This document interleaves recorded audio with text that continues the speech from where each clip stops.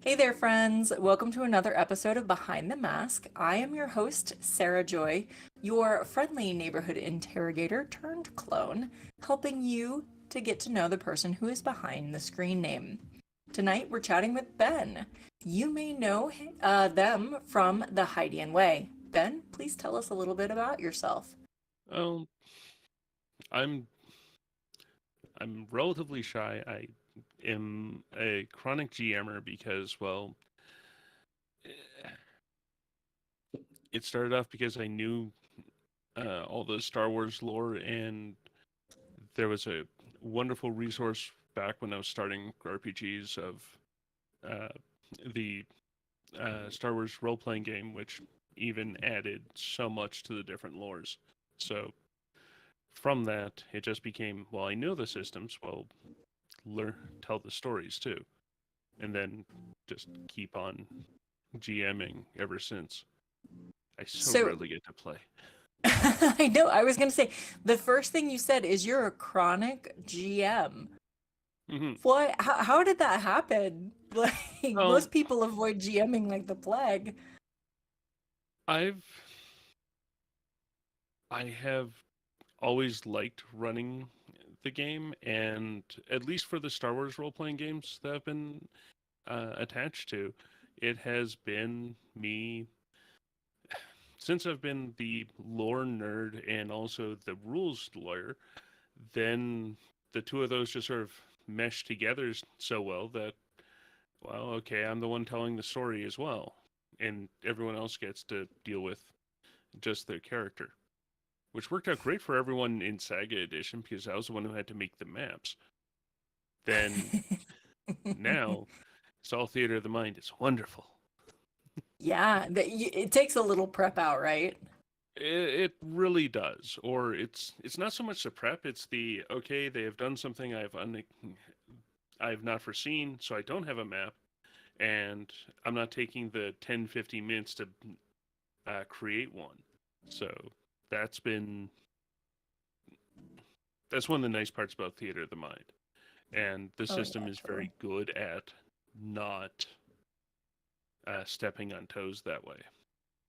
I like that. I like that. Sweet. So you said that you are a lore nerd. What got you into Star Wars lore?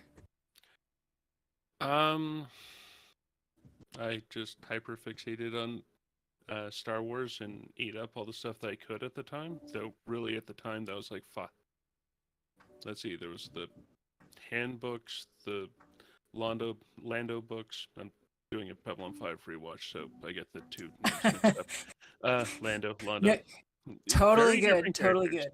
good. Yeah, very different characters, but very excellent sci-fi. Yeah. So and like Splinters of the Mind's Eye, and so blew through all of that, and then when I was in junior high, I started to get into role playing games, and as I said, there was a role playing game that my mother would actually approve of.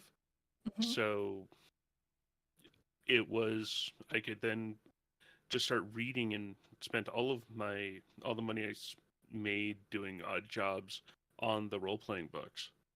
So it was I got pretty deep into that because those books get so far into the weeds. Like it is impressive how much West End Games created of the old legends. That's awesome. So tell me, you were in junior high, you were super into role play. Did you have a group of friends that you role play with? There was three of us who were role playing That's at the awesome. time, and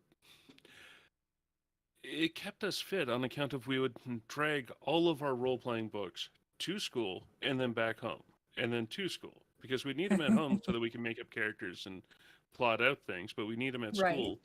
So we'd have like these entire athletic bags that are full, like just full of role playing books that we're carting as we walk into school. It So how was many pounds were you lifting? Or I'm sorry, I hold on. don't really. Kilograms? It Did I get was it? about the system we were using at the time was Rifts mostly, but I also Uh-huh. had the Star Wars stuff, so double that. I don't know. It was an athletic. It was a Super decent heavy. side. Yeah, it was, I don't know, about 2 feet by a foot and a half by a foot and a half. I'm going to give you guys 50 pounds, which I think translates roughly to 100 kilograms. Someone check me kilograms, maybe? Be the other way. Because The other pounds way. are less than kilos. Yeah. So it'd be Okay, about okay, 22, 23 kilos. But okay. yeah, still 50 50 pounds is pretty heavy to be carting. Plus, on top of that, all of our schoolwork. Of course, which Yeah, is way heavier than it ever should be. it really is. We're So going to yeah, call it a solid 25 kilos. yeah, Nice. going I each like it. way each day. Each way, each day. I like it. I Yeah. like it. And did you walk uphill both ways in the snow? Oh no. Ah, I Well, there definitely was snow. I mean, it's Canada, but it is it was Canada. just about I don't know, about 2/3 of a mile or so. I lived actually pretty close to That's the not bad. school, so it was close enough that I didn't take the bus or anything. I just could walk. But Nice. still, lugging that. Looking all of that. I know. I like that. I can imagine little kiddo you just going through the streets being like getting stronger. It's good for you. It's good for your mind and it's good for social skills Mhm. and good for like getting all kinds of workout out of that. I mean, And what was the game system that you said you were playing? I don't think I'm uh, familiar with it. it is Rifts, which Tell me more about that. it is a post-apocalyptic system where everything can happen. Like the idea behind it is, I think the actual lore part to it is nuclear war happened on Earth, and what happened by the massive amounts of life energy leaving people's bodies reignited the ley lines and magic on Earth and created all these interdimensional rifts, which brought in all these aliens. So it would be pretty much anything you wanted. There were Oh, that's books cool. with uh, the first, they called them conversion books, but it was a conversion book because they had a not D&D version of it called Palladium Fantasy. Uh-huh. That it was not Lord of the Rings and not D&D, but it was fantasy.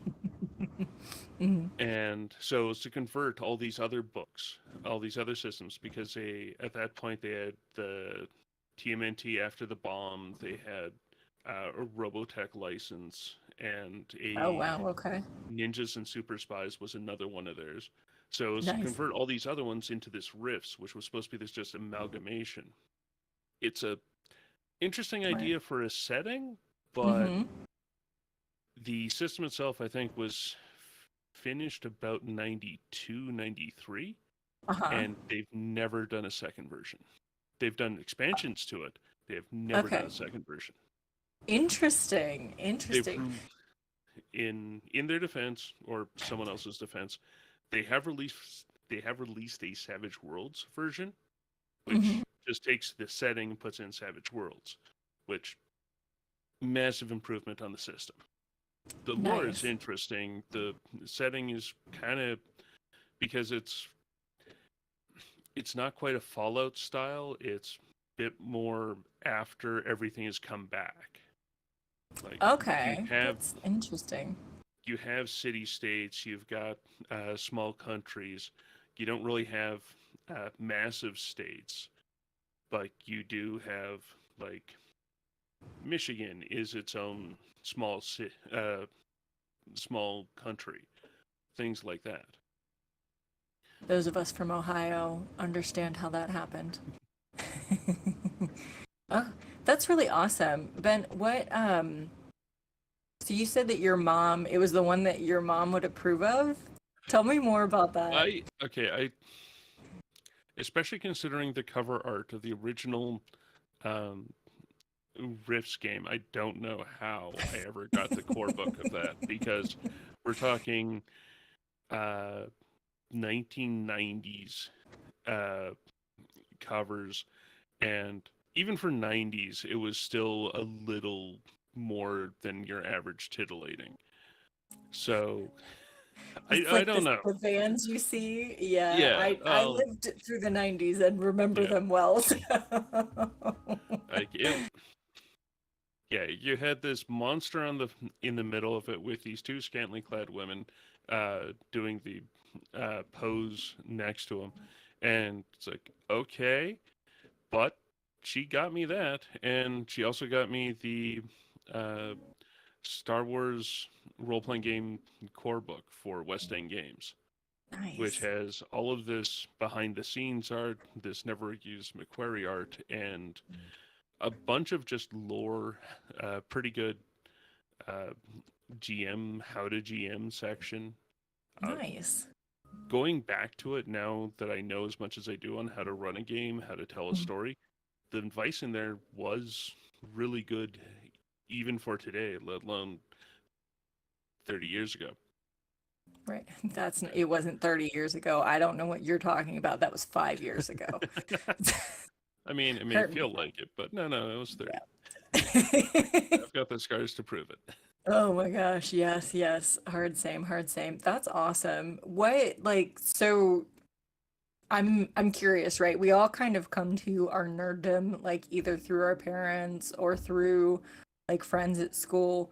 What initially like what was the catalyst for you being like, "Mom, find me an RPG?" It was, uh, yeah, it was a friend at, it was actually a couple friends at my junior high school. One was super into D&D, and I got his passion, but I just never actually got into the game. Uh, Mhm. I just bounce off of high fantasy. It almost doesn't matter the setting. I just bounce off of it. I've not really gotten into it. But Okay, okay. then there was this more sci-fi thing, and okay, this sounded interesting. And then, oh, geez, there's Star Wars, which was always was one of my big passions. Like I can even remember back to like when I was in kindergarten, I was still a huge Star Wars nerd. And yeah, it I've always had the sort of Star Wars bug, and then the role playing was a great way of us spending time. Instead of playing video games or anything like that, we'd do role playing games. I love that. That's awesome. Um What do you remember from the times that you were like, do any sessions stick out to you from those games? Not really. Well, okay. The only one that really sticks out from was when I was in high school, and it was the first one. Excuse me. It was the first one I had just gotten the Bounty Hunter book for uh, the Star Wars role playing game, and I had set up just sort of wanting to familiarize everyone with combat. It was a lunch hour game, and I picked up a couple bounty hunters and proceeded to just wipe the floor with the players because at the time I was still learning the combat mechanics. They were learning the combat mechanics.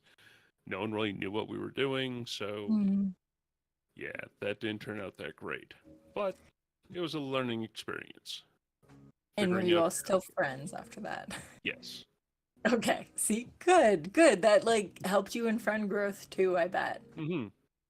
Oh, I love that. That's super fun. Um, how do you think those early sessions shape? This is in two parts. Okay.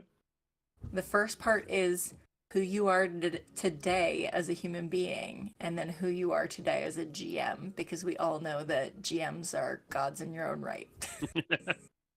I say, and I'm going to send this to my GM and be like, look. Nice. Is I've sort of got three different periods that I think of when I was a GM Mhm. because, as I say, a lot of the, especially one of the things that really drew me to Rifts and one of the things that really drew me to the Star Wars books back then was uh, with Rifts.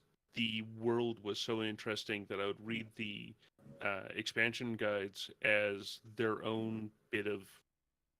I was really into the fluff, so I'd read those for actual entertainment instead of just novels. I'd read the role playing books, and same with the Star Wars stuff. That's the reason why, like, I'd read every Star Wars book as it came out, but then on top of that, I'd be reading all the RPG lore that these authors are getting just sort of delivered to them as they're writing the books.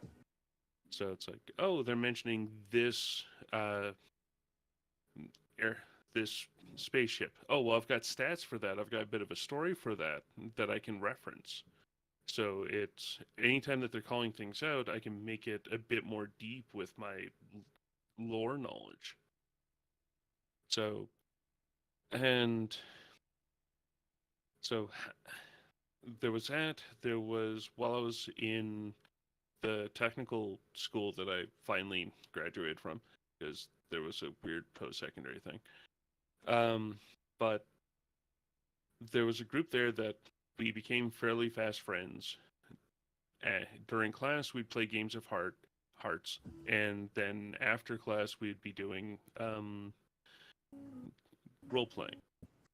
It took a tiny bit to actually get them into it, but I was actually able to get this group of 4 people together that we started role playing there.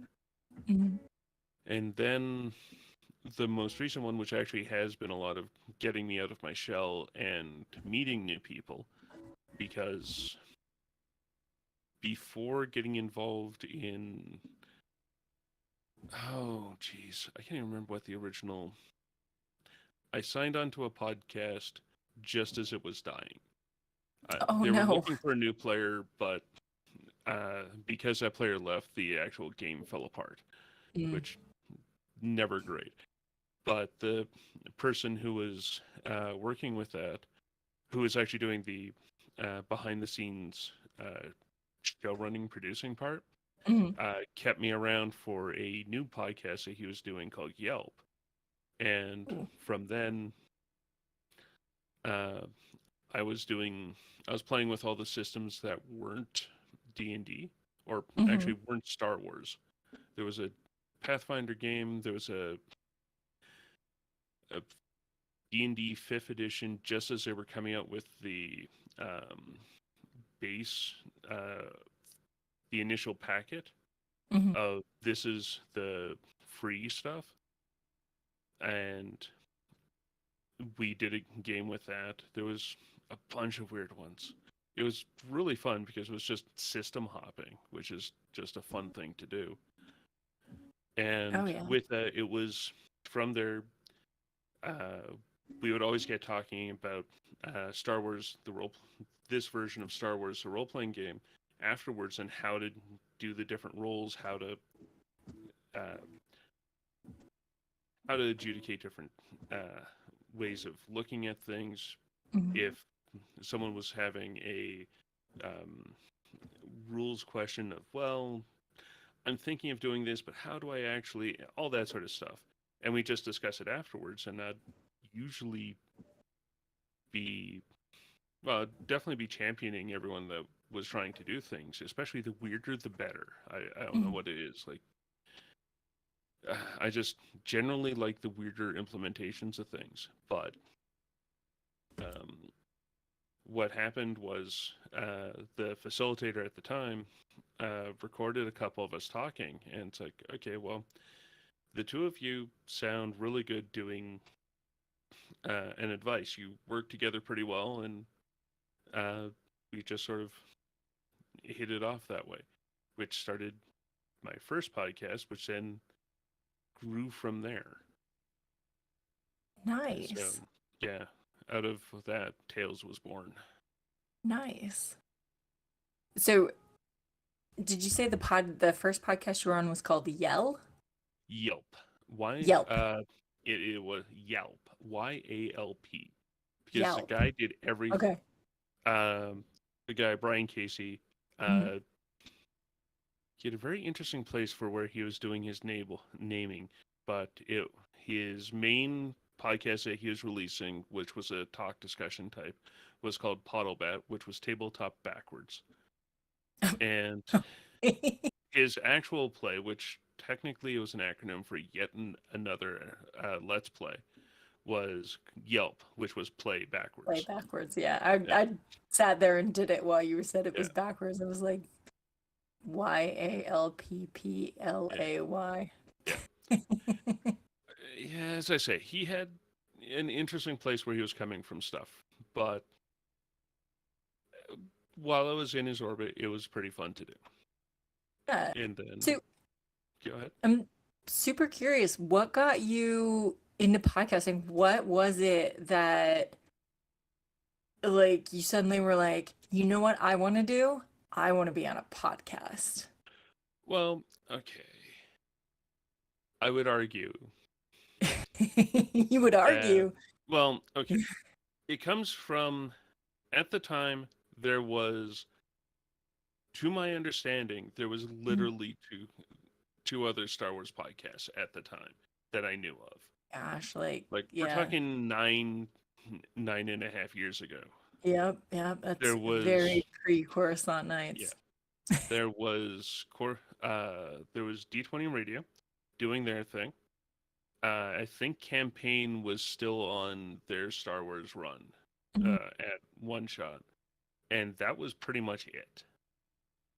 Oh, wow. And I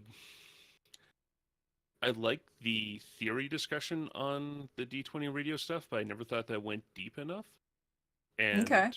we, my first co-host and I, uh, Cam, we we would get into these discussions and we would go actually pretty deep into them.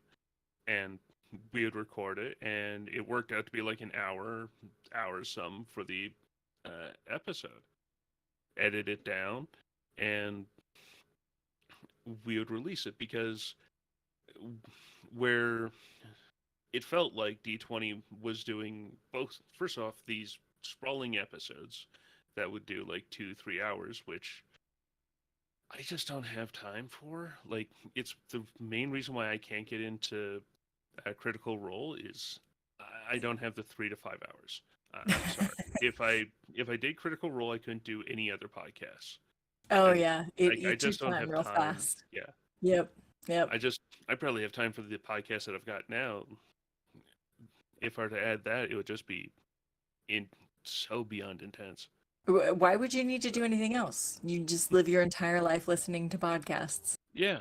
Like, it would be kind of nice, but I don't have enough time in the day job to do that. And then Uh, I'm producing the podcast at night and then also relaxing. So oh, relaxing and sleeping? You can do those when you're dead, Ben.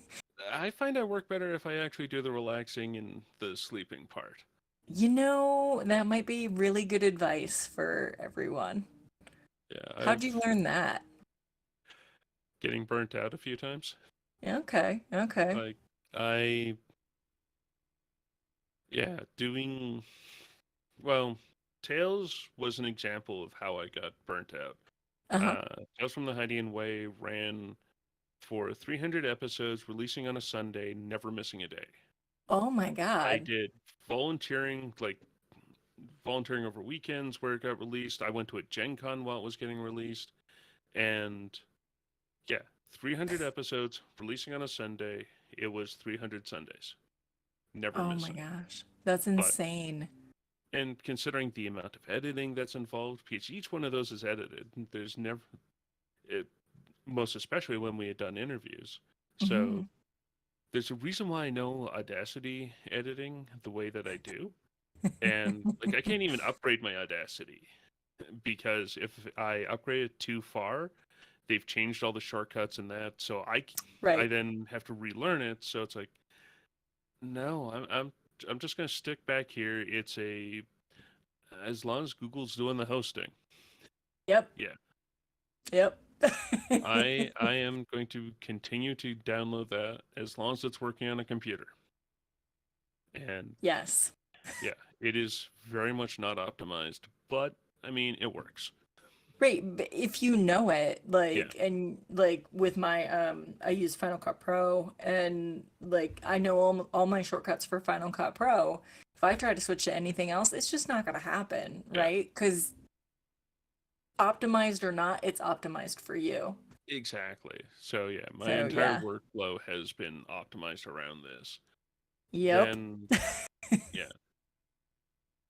Oh my then gosh, it that's was like amazing. 3 or so years into doing Tails. Hmm. Actually, not too long after I met Ross from Dice for Brains, or Hmm. talked to him, had him on the show, and then he was doing his Ross was doing his pre-season 2 splat for getting people in, Hmm. and doing a pre-season uh, game where it was one person that I knew who is Seamus Connolly, who is out of nowadays out of Cannibal Halfling Games, and also then I became great friends with Chris Ing and Christine Chester, who were in there, and they became half of the first crew for Heroes of the Hydian Way. Nice. On account of Christine was asking, well, I kind of want to get together an actual play, and does anyone else want to? And at that particular time, I had been workshopping with one of my co-hosts of, well, I kind of, I've been talking for years about this is how you should be doing things. Well, it's about time to put my money where my mouth is Oh yeah. and actually do an actual play to show people. Hmm. Hmm. And it was at that point where it was okay. Christine said, uh, does anyone want to? I was still mildly envious, jealous, something in that variety of missing out on going into that game. So it's like, yeah, I'd love to. And then Christina and I talked, started up Heroes. We were able to Hmm. pull in. I was able to pull in a couple friends that I knew from uh, the Mad Adventure Society at the time, now defunct network, I guess. And she brought in Chris Ing from that game, and that was the first crew for the first season of Heroes of the Hydian Way. And it Awesome. and from there everything just sort of grew. Because doing a talk show, especially if you're just doing a talk show where it's just you and someone else talking, and you're not Hmm. really like if you're open to getting questions in or something like that, yeah, you can get a little bit of audience interaction. And like when we were recording, it was well before we weren't streaming anything. I think we're doing our Hmm. recording over Skype with a bad uh, audio scraper. Like Yeah.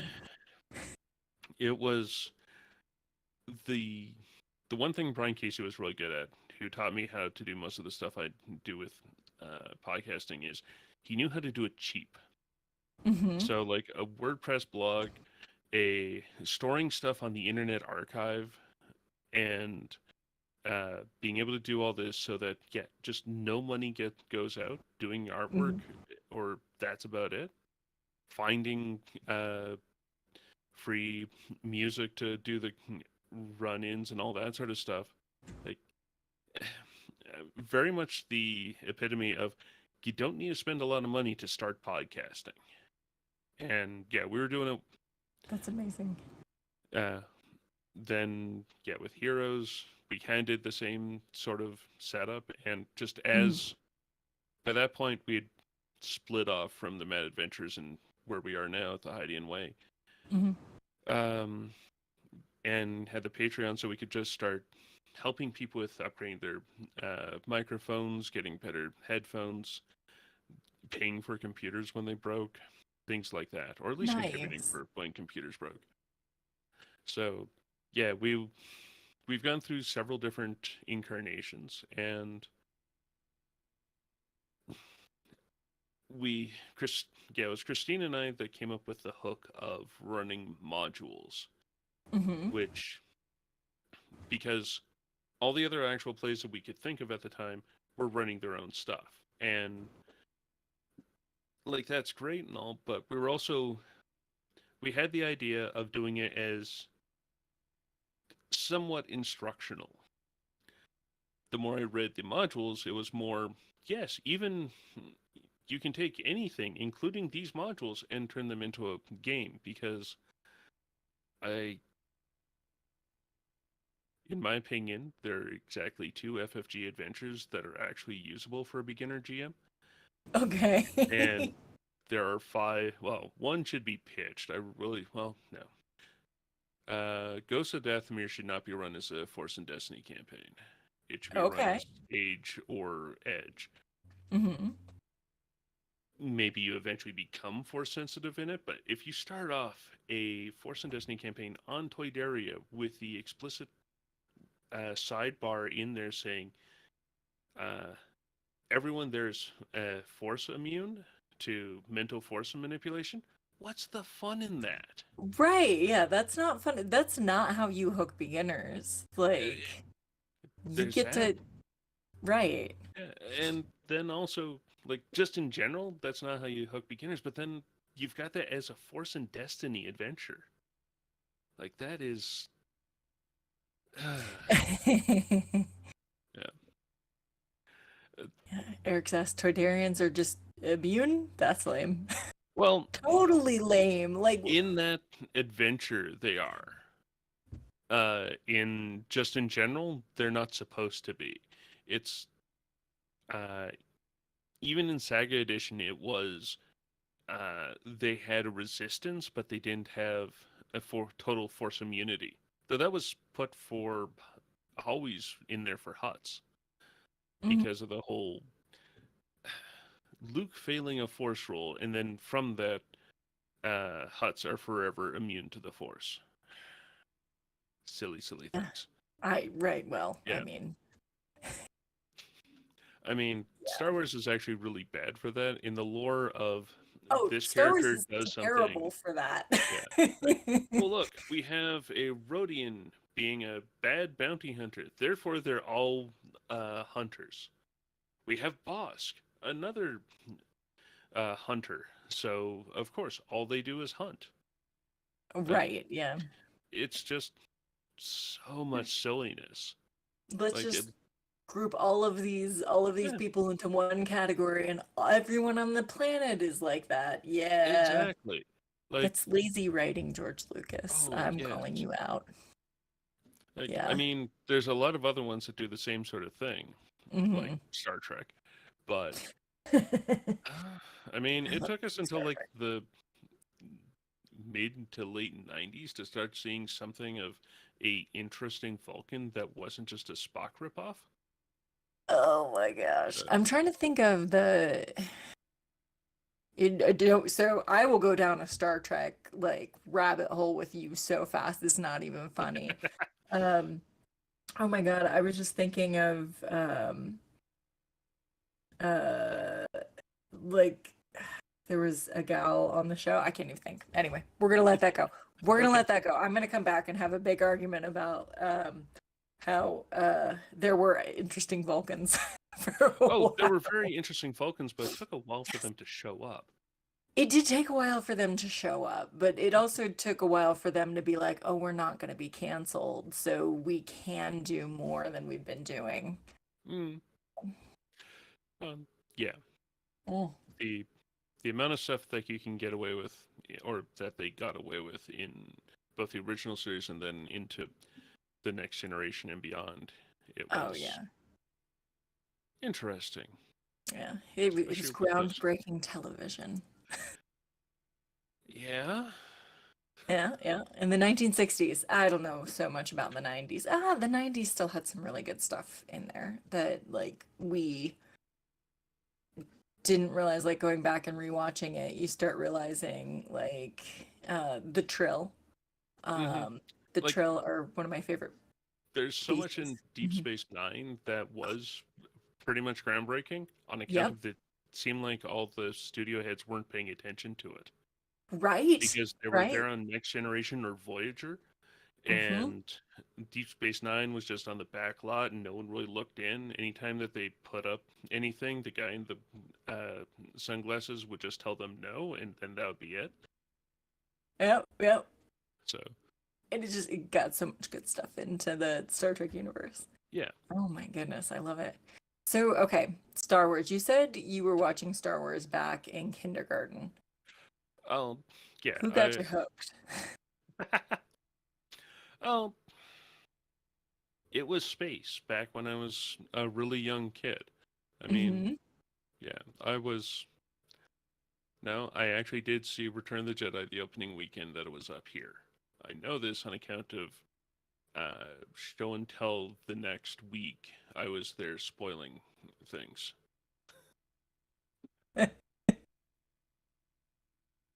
Wow. Yeah. Oh wow. Did you role play Star Wars for your whole class? No, Should I have. still was relatively no. I'm still very shy, but Mm. even then, I was very much a stay in my own little area kind of kid. But Except for the spoilers. well, it was one of those things of okay, stand on this thing uh, and say something that you did over the weekend, like trying to do this fairly standard breakdown barriers, Mhm. create friendships, and it's like, Right? oh yeah. And on this weekend, we I saw that Darth Vader was, and yeah. Oh my gosh, that's amazing. Oh my gosh. You know what? But I wonder how many kids in the class were like, "Hey, mom and dad, what's going on with Darth Vader? Like, can we Well, it go see wasn't this really. thing?" The kids around me didn't really. I don't remember them doing anything one way or the other. I remember the teacher. It's like, no, no, you got to get down from there. Like, I haven't had a chance to go see it. And you get down. Oh my gosh, that's amazing. I wonder if that teacher still tells a story about you because I feel like that's next level. Quite probably, though. I was relatively hard on teachers back then. Mm, So yeah, I don't really assume that many of the like. I was also the kind of kid who would take things apart and put them back together. Or I was very much the yeah, I am the technical kid, I was and gonna say the budding engineer. yeah. So uh, I it was also I think in grade 1 that I learned how a tape recorder worked by Ah, disassembling it. okay. Uh-huh, uh-huh. I The first time I did it, they were very impressed, especially because it went back together and I didn't actually break it. The Mhm. third time they were just annoyed at me.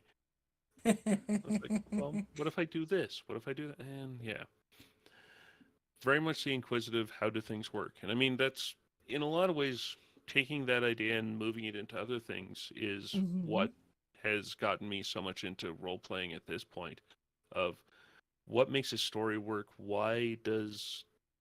Uh, why do these different parts work? How can you take four random people and you with a rather harebrained plot like Friends Like These and turn it into something where people are mourning a droid who is doing a rearguard action as they eject a escape pod with the other three players, all because that player had real life things come up and couldn't continue on with the show. That's So awesome. Yeah. So, in taking apart stories, and kind of putting them back together and putting them back together in a way that's entertaining, right? Because mhm. like you intentionally set out to do a podcast, and intentionally set out to do something that was like, hey, this is how you do it, right? Um, what is the biggest lesson that you learned from that? the biggest Did you just have uh like five come to your mind? well no, it's a Star Trek quote. Um Oh, do it. that the module is the start, like Hmm. the plot, the module, whatever you've got on paper is the start of the story. It isn't Hmm. the end of the story. And from that everything grows. It's like it's the seeds, it's the soil, but it's the interaction that's the actual story. It's what uh, the me and the four others, the five others are telling. That's what the actual story is. It doesn't really matter what the original intent was.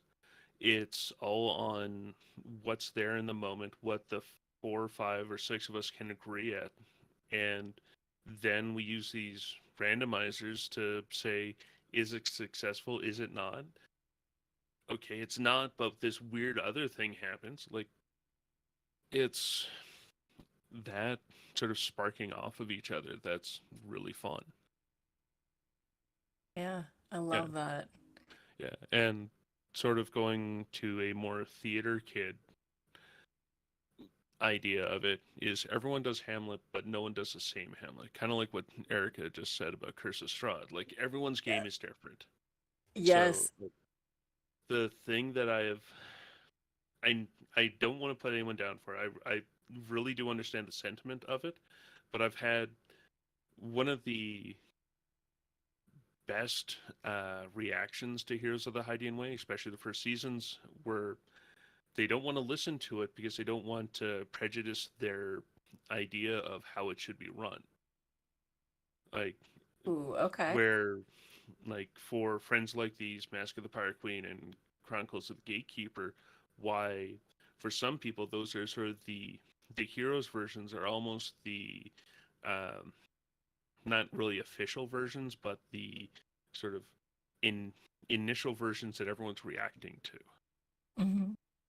And that I've had people say that, and I've also had people from FFG say that those were the ones that they learned to use the actual role playing system with, which was Oh, weird. nice. Yeah. But yeah, it's a lot of it was Friends Like These and Chronicles of the Gatekeeper are both very broken adventures.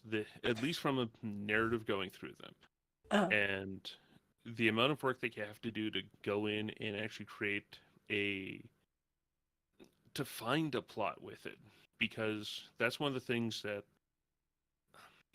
these adventures is what five of the adventures require is you figuring out what the adventure you want to tell in here is. And you as a GM, sure, you've got all of this stuff that you can bring in. Like, what was it? In my second season, it was we started with debts to pay from the back of the Edge of the Empire core book, so like the third adventure ever written. Mm. And we had this one character that showed up in the very first. It he's in there. Weirdly enough, he's got a Wikipedia entry, Rebo Ganga, and he then turns into this.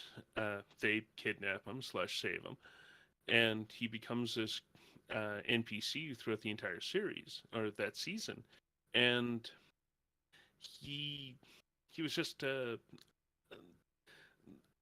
character with a little one paragraph bit.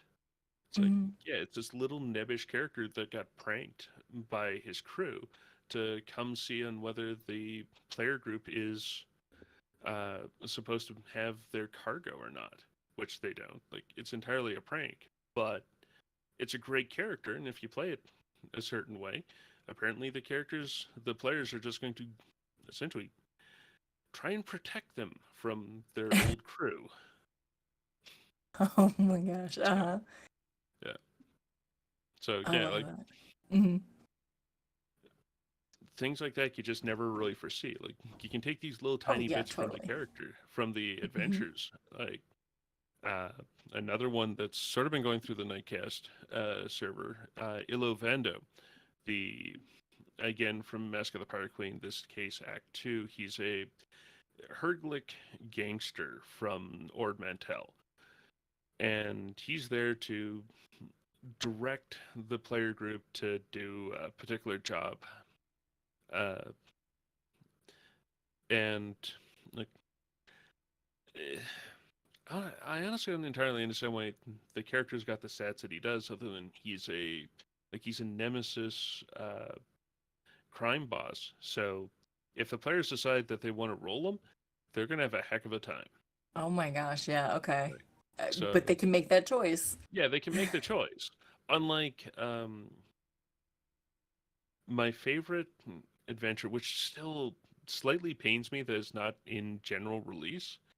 You can find scanned copies of it, but FFG and Edge have never actually put it out, which I think is a bit sad.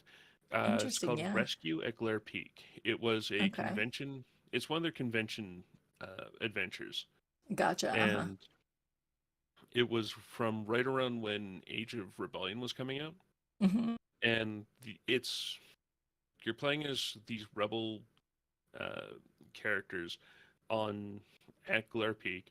A Y-wing has come down. You're part of the rebellion, and you're trying to save them.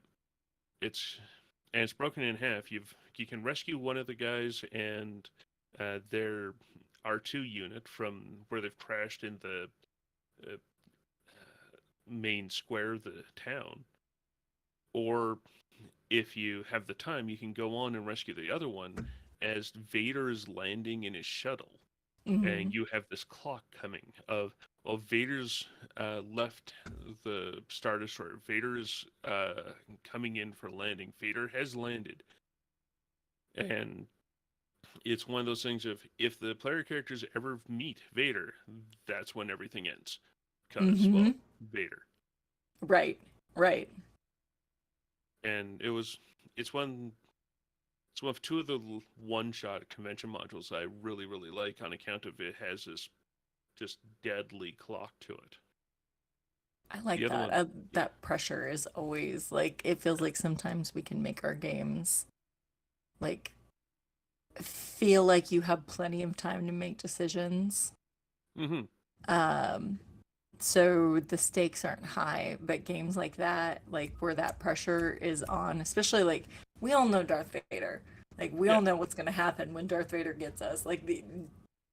There's no end to it. That's awesome. yeah. Yeah, I like that a lot.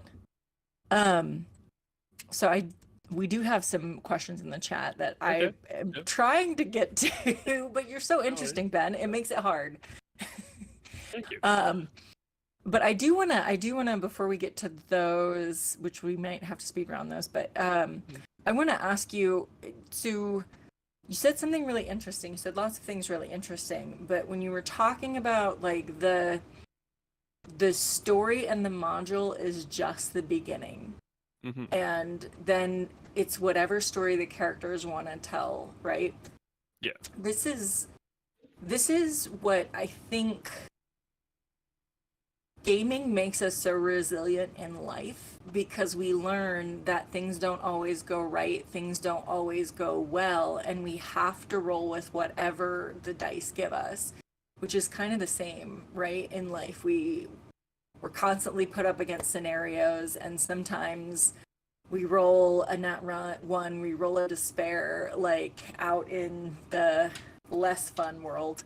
Mm-hmm. Um, like how have all of the stories that you've told, especially as a GM, and how adaptable you've become in that, how's that helped you in life? Like, if you could tell an inspiring story to everyone out in Thailand who's for the number one show, um, what would you tell them? um, one of about the hmm I know I just like asked a really hard question. well, it's one of the things I've found Mhm. is sometimes you just have to go with it Mhm. because you never can say how things are going to come down. You can go with all the probabilities that are ever there, and there's still that chance. Like Oh, geez. Even going back to, as I was saying, the Rifts has a Mhm. really weird set of systems, but one of the things that's baked into it is it uses percentiles for skill rolls. But Mhm. what's baked into it is you can only ever have a 98% chance of succeeding in it. There's still a 2% chance that you can fail any roll. Okay. And like there's so many other randomized uh, versions of that. Talk to anyone who plays XCOM, and they've got that 99% shot that's lined up and it misses. But that's how probabilities work. You can never see everything. You can put everything in your favor, but there's still times where things don't look great, but you still got to go for it because not going for it becomes worse than going for it and failing. I love that. That's amazing. That's now going to be in my head for the rest of my life is not going forward is always worse. And you're totally right because it's an automatic failure if you don't go for it, Hmm. right? Yeah. So you always win by trying. Oh, good. Love that. Okay. We're gonna get to some of the questions here. Drunkle Grog would like to start us off tonight. What is the best thing about being a Ben? Rephrased, what are the best benefits of being a Ben? Uh, I don't really know that there are any benefits to being a Ben. Like, Well, yeah, you share a name with my favoritist and only brother, so I mean, beyond the weird Hebrew aspect of it and the tribes thing, it's even though it is a supremely popular name, Mm. until recently I have not run into situations where I am one of many Bens. I don't know. I had one Ben in my class. That was it. Yeah, like in all my classes, I was the one Ben, though to my understanding, because I actually had teachers talk and admins talk about it, was they would actually, for the classes that I was in, since we had like 3 or 4 like grade 9, grade 10 classes, Mm. they would go through and for names, they would actually say, okay, I have 2 Bens here. Do you have any Bens? And just start splitting people up that way by Oh my God, names. that's so nice. So yeah, like the the school that I went to for junior high was a really great school. Oh, that's amazing. I'm assuming Canada? Have you been in Yes, Canada your whole life? yeah, yeah. I've been actually in the city Edmonton for my whole life. Nice. I hear that's nice. I have heard of it. It Not that that means I anything. really like it. I There's things to do pretty much every month, and Nice. yeah, during the winter it does get cold, but there's Yeah. a lot Oh, of yeah. things to do. But during the summer, like okay, every place is a festival city when you actually scratch it, but Edmonton does it to the next level. And heck, Nice. even the shirt that I'm wearing is from a folk music festival, and Nice. I like. they take over a small ski hill in our downtown, and they use it as a natural amphitheater for a weekend in the summer, and it's 4 days of really good folk music. Oh, that's amazing. That's hard to find too. I was down in Western North Carolina for a while and we had a lot of bluegrass. Mm. Um, Not a lot of folk music. Well, Like, the nice part about with these guys is they'll bring in acts from all over the continent and also from Europe and Africa, oh my God, that's and amazing. they one of the things that they'll do is they'll just have stages where it's this is the general theme that they're doing, and then you've got 5 different uh, performers from different parts of the world, and it'll be okay. This is my version of that. This is my version of that, and 5 different takes on it. Oh my God, that's so And cool. that's like the first half of the hour. The bottom half of the hour is them just jamming. Oh my God, that's awesome. Yeah, You know what? And music and stories, in my opinion, are what bring people together. yeah. So that is amazing. And you've got all of it right there. Canada, y'all. It might be cold, but Yeah, they got heart. you can always put on more You sweaters. can always put on more clothes. That's very, very true. Oh my gosh. AJ has one that I absolutely love here. If you were a force user, what powers would you have and what powers would you want to have? Oh, okay. I saw that one and I got thinking, and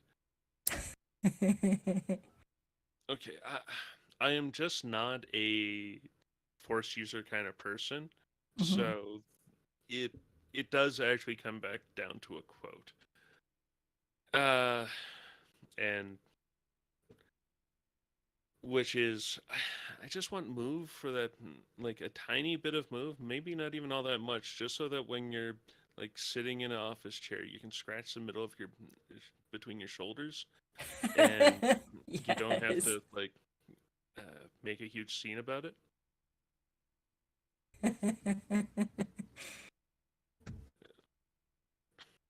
I like it. I like it. Oh man, yeah. Okay. So, um, Henry, she's always got such great questions. How many despair rolls until it stops being funny? Well, okay, I'm not entirely certain whether that's just That's questions open to regarding last interpretation. night or anything, Oh but no. is Henry's one of the people in this season of Heroes. Uh-huh. And yeah, last night we were having a lot of despairs Oh and my gosh. failing despairs, no less. It was like I'm much more used to having successful despairs than failing ones. It's like, well, no, failing despairs are just yeah, got to be a little on the mean side for that. Because yeah, Right, you're right. not succeeding, and then also something really bad's happening. But Mm-hmm. it was at least two.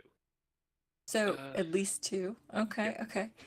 But as How for many until it's funny again? see, it's for Fine me, it's a line. dice roll. Like Uh-huh. I don't really find huge like I love huge amounts of triumphs. I love huge amounts of despairs. It was, but I don't find the rolls themselves inherently funny or not. It's just Uh-huh. this is a stepping stone to the fun. Reactions to them are great, like, but it's yeah. I don't really. Dice are the They're always dice. fun. Yeah, like Yeah, they're despairs always are fun. always. Said like someone who GMs all the time. Well, Yes, give me I your still remember despairs. somewhat recently when I had to get Sky Jedi to reboot D1 because it just wasn't responding.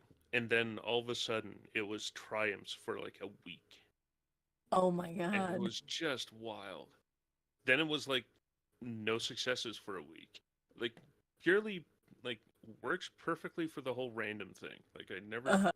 I'll never say D1 is not perfectly random. But the streaks of luck that you get, sometimes it just feels like a Rosencrantz and Guildenstern. Oh my God. Well, and like if you think too, like with a randomizer is actually random versus rolling the dice. When we physically roll the dice, like we can influence that in a Yes. way, like with how you roll, which dice you use, stuff like that. At least I'm very convinced that I can.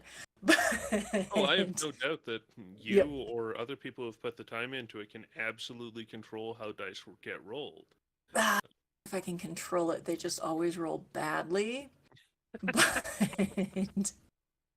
yeah, no, if you It, do it consistently the same way, then they do mhm. always roll one way. But oh, I should put my dice out on the new moon. That's exactly right. I Absorb the gotta lack of up light. my dice. I've been doing online since well before COVID, so Oh yeah, yeah, that's I've got okay. a I've got a really nice set of uh, narrative dice, but I haven't used them in forever. Yeah, that's okay. While you all progress on to the next level of evolution, I will stay back with my dice and just sit in my giant piles of dice. It's so good. Oh my gosh, we have more questions. However, it is 10 o'clock here, 8 o'clock for you, and other times throughout the world. We are going to wrap this up. We are going to, so motivation to come to the channel, friends. We usually hang out after the Behind the Mask sessions. We chat is how I got to know Ben, who is an absolutely awesome human, as you now know. And we would love to get to know you too.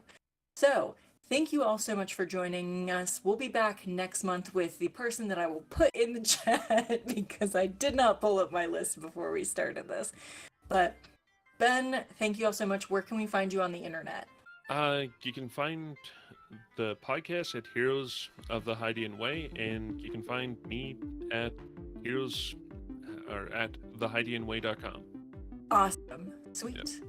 Thank you very much. And until next time, friends, we'll see you later. Now we smile and wave.